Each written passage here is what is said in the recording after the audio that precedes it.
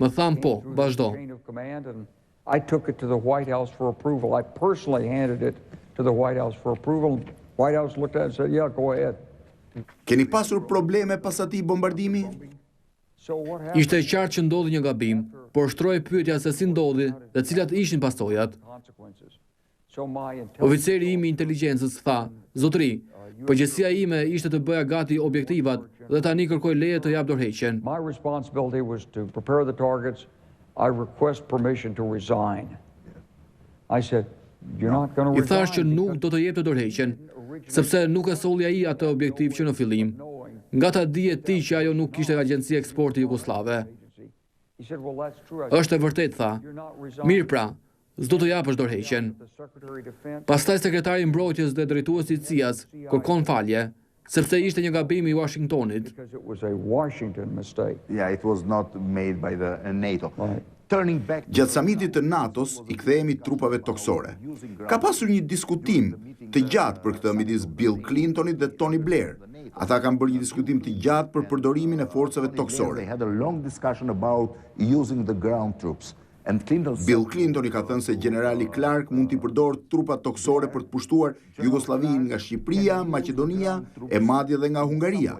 Përse nuk I përdorët ato forca toksore? Ishit gati, po të kishit lejen? to occupied Yugoslavia. Why you don't use it ground troops? You were ready to use the ground troops if you had the permissions? Well, when you put ground troops in, Po forca toksore do të shkaktonin një shkatrim tepër të madh. E gjithë ideja ishte të bindnin Miloševićin të dorëzohej, so the way it actually came out of sepse nuk kishte zgjidhje tjetër. NATO would Gjatë samitit nuk u përmend trupa toksor, por thanë që NATO-ja do të bënte ç'të ishte e nevojshme. whatever is necessary. In other words, we continued Pra, to me mess fjalë të tjera, vazhdonim të ndikonim në mendjen e Miloševićit. Pastaj bëm planin se si të fusnim trupa toksor. and there were plans that we would Plani ishte të fusnim disa nga Shqipëria, disa nga Maqedonia dhe disa nga Hungaria. from Hungary. Dhe nuk do të kishim ndaluar derisa të mposhtim Jugosllavinë dhe Serbinë, nëse nuk do të dorëzohej Miloševići. If and Serbia, if Milosevic didn't surrender. Now, at the same time we did Në të njëjtën kohë nisim një farë diplomacie sekrete me Miloševićin për ta bindur. Milosevic to convince him. So Ai mund të ishte kokfort, me gotën e cigare në dorë dhe ndoshta nuk po e kuptonte realitetin. smoke his cigarette, be Këtë propozim duhet ja bënin presidentit dhe zëvendës presidentit rus. the true picture. Ata do t'i thoshin, president Milošević, ju nuk keni për ta mundur kur NATO-n, nuk do të fitoni kur, nuk do të arrini kur një gjë të tillë. President Milosevic, you will never defeat NATO. You will never win.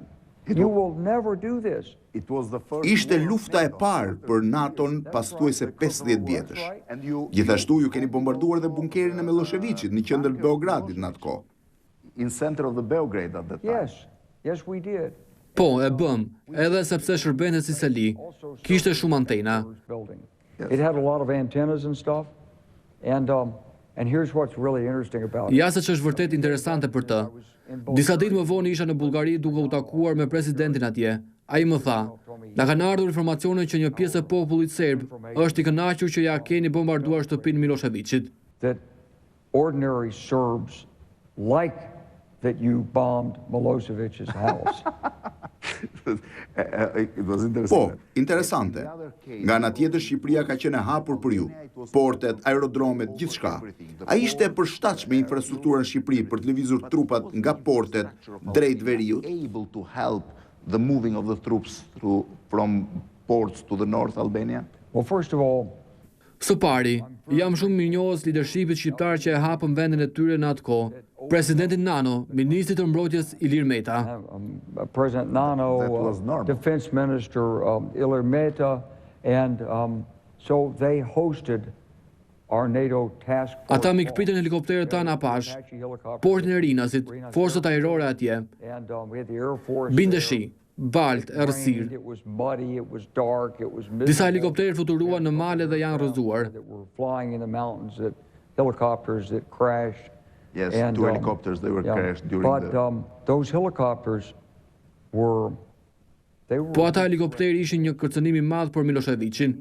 he knew if you get Të ishin futur brenda ata, do të dëmtonin rënd forcat e tij ushtarake. troops, and if you Nëse ata qelloheshin, do të ndiqeshin nga trupa toksore. followed by ground troops. Pra, akoma ishte një forcë e rëndësishme për të mbushur mendjen Miloševićit të dorëzohej, dhe pse në fakt nuk e kaluam kur kufirin me ta. Ai ishte rrethuar në kohën kur rusët e thanë, ndalo tani. Unë mbajt një takim me të, ku i thanë se rusët nuk do ta mbështesnin më dhe duhet gjesh një zgjidhje. Çfarë ndodhi me ushtrinë ruse që u fut në Bosnjë dhe arriti dhe mori aeroportin e Prishtinës?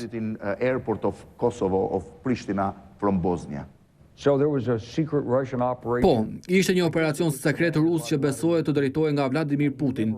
Ai në fakt nuk e ka pranuar kurrë publikisht këtë, por po të kishte pasur sukses, do t'i merrte meritat.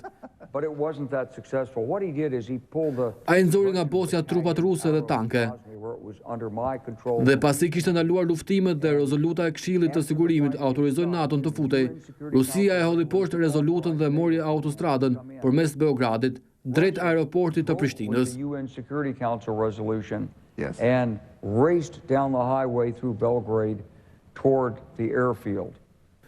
Në 1:00 të mëngjesit arritën në aeroport. NATO-ja erdhi pas ditën tjetër dhe pati një farë ngërçi.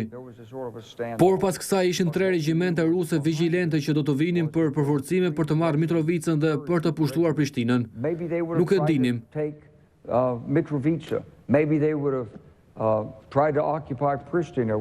Por e dinim ama se duhet të ishim gati, nëse ata do të vinin. Është e vërtet që ju i keni dhënë urdhër generalit Michael Jackson për t'i kthyer mbrapsh, për t'u përballur me ta? Michael Jacksoni t'i tha që të mendonte për një bllokim të autostradës, por ai tha se nuk mund ta bënte. Michael Jacksoni ishte i raskapitur, kishte punuar ditë e natë dhe kishte frikë se mos niste lufta e tretë botërore. Por e vërteta është se rusët u gabuan. I rrethuam në fushën ajrore dhe përfundimisht nuk duhej vetëm t'i mbanim nën kontroll dhe t'i ndalonim përforcimet.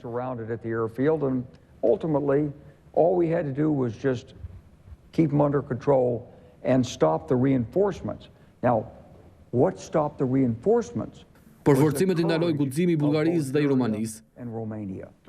U than forcave ajrore ruse, s'mund të kalonin mbi vendet tona. Atë të diel pas dite, ku inteligjenca vazhdonte të tregonte rusët, duke u përgatitur për të hyrë dhe sigurisht merreshin vendime në Rusi, komandanti im i forcave ajrore më merr në telefon dhe më thotë: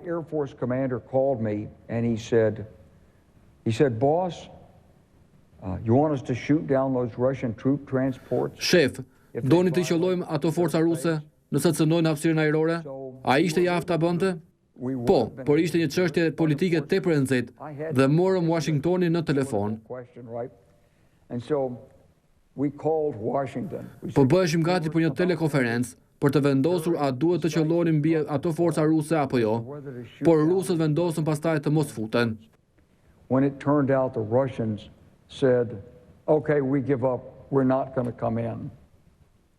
Dhe problemi u zgjidh? Arsyeja që fituam pa trupa toksore ishte fakti se unë isha me fat ta kuptoja armikun dhe e dija që armiku nuk ishte ushtria serbe, por presidenti Milošević.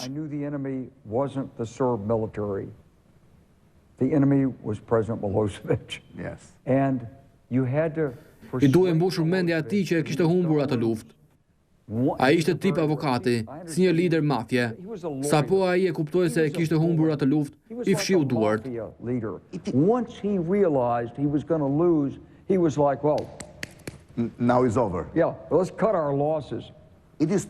është e vërtet që generali Perišić i tha generalit Nauman se ai po shkatron ushtrinë? Po, e vërtet. Pra Miloševići po shkatron ushtrinë jugoslave? Ushtria jugoslave ka ndjekur udhëzimet e tij, por edhe ata e dinin që veprimet e Miloševićit ishin të gabuara. Por deri në çmas është shkatëruar ushtria jugoslave? Kjo është pyetja. Nëse flasim me njerëzit pas ndalimit të bombardimeve, janë tërhequr me qindra mjete serbe të shkatruara dhe më pas serbët kanë bërë një fushat keq informimi, duke thënë se NATO-ja nuk ka goditur asnjë nga objektivat. E vërteta është se kemi shkatëruar 1/3 e ushtrisë serbe, vetëm prej sulmeve nga ajri. General, të paktën 2 herë keni qenë në situatë të vështirë. Në Vietnam, ku plagosët dhe gjatë incidentit që vrau Robert Frazeri në Bosnjë. Si keni përjetuar këto 2 momente? How was those 2 moments for you? You know, basically, Kryesisht, nëse je lider ushtarak, duhet të stërvitesh në kohë paqe, që të mundesh të bësh atë që të kërkohet në kohë lufte. Nëse jeni stërvitur siç duhet, me qëndrimin dhe kurajon e dur, morale dhe fizike, e ke një mundësi t'ja dalësh mban.